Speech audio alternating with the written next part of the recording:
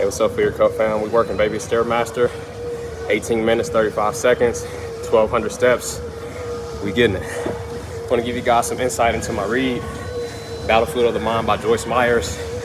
I'm 27 now, man. I read this book when I was 21. And as I go through the highlighted pages and my markings and my thoughts at that time, I realized that I had earthly understanding, but I didn't have the kingdom understanding of the words that were on the page. So this says, suffering precedes liberation. What does this mean? This means that every human being will have to suffer before they are free. And we're born into a world of suffering, right? We're born into sin, a sinful world. Sin is rebellion against God. So if someone is out doing things because they say, I'm living my own life, nobody can tell me what to do, right? They are verbalizing that they are in control of their own life. When you are in control of your own life, there's always going to be potholes that you're falling into, right? There's always going to be struggles and challenges. There's going to be sickness and disease, right? But when you're a kingdom citizen, you are following God's law, which is mapped out in the Bible, right? So no human can say, I didn't know, right? The same amount of time we spend watching TV, sports, I'm talking hours and hours of investment. You can be in your word. Do you want to make the excuse of, I don't understand the King James Version? Okay, the Bible app has countless of different versions of the Bible to read. The Lord has made it so accessible to us to get to know about his character and where we come from that there's no excuse. Turn on the audio, listen to it, study it, go to sleep to it. Because as you read the Bible, not from the standpoint of a democracy or a republic, but view it from a kingdom's perspective. If you don't know about a kingdom, you got to go study the kingdom.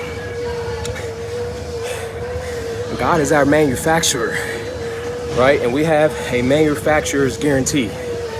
But we got to tap into time with him, not worship the Bible, not worship any religion. Jesus did not come to earth for religion. That wasn't even God's original purpose for us. He wanted us to have rulership, right, through relationship with him. If you're a religious person, this stuff that I'm saying won't even make sense to you, because there's an aspect of your mind that is hardened. It's like cement. So when the kingdom is spoken to you, your religious mind repels it. But when you realize that you're a kingdom citizen, baby, you're a kingdom citizen, you start to see that you're a lion. If you're a woman, you're a lioness, right? And you're just like God.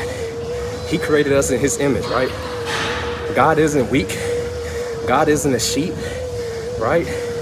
He compared himself to a lion because of his attitude, and an eagle because of the vision. He created these animals. So why would he create or compare himself to them? That's because he knows what's on the inside, right? What's on the inside of you is your destiny. It's everything that you've been searching for, right? Look inward. Develop a relationship with your creator, your owner, so that you know the forest that's on the inside. It's just like taking a little apple seed, right? If we throw that on a tile floor, it's never going to produce. It's never going to sprout. It's never going to produce apples. So you have to change the environment. If you put it into the right soil, the apple tree is going to grow. And its glory is the apples that it produces. So what fruit are you producing in your life? If you aren't producing the right fruit, right, that means you have to change your soil, change where you've been planted.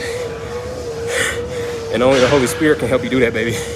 So this is your host, Ricardo Terrell, signing out. 23 minutes actually, on the Stairmaster. 1,566 steps and counting, baby. We working. What you feed your mind, where you put your energy, it's going to determine the direction you go in life. So let's have dominion, let's have power here on earth as God created us to.